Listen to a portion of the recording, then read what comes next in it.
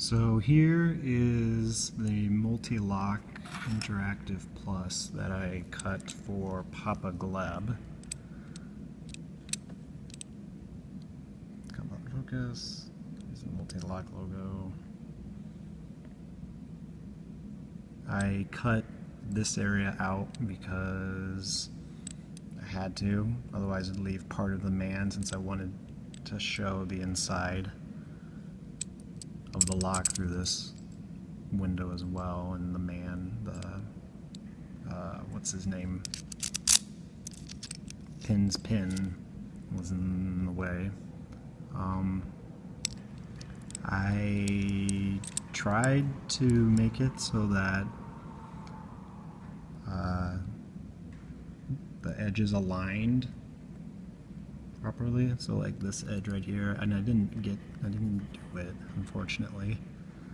It's like about 1/8 thou off, a little less than that, but you can see everything working in there. And you can kind of see the pins and the top pins moving. Or the inner pins, not top pins, they're all top pins. And then I spaced it so that there was a nice big area here, an area there, and then it covered just the middle, and this side, and I think it turned out pretty well. I should have designed a cut so you could actually see the key pins as well, but maybe I'll do that someday.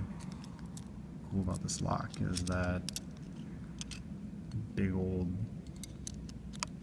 bearing, oblong bearing, and then it has the normal ball bearing. So yeah, really cool. Cut this for Papa Gleb. Real cool guy. Alright, talk to you later.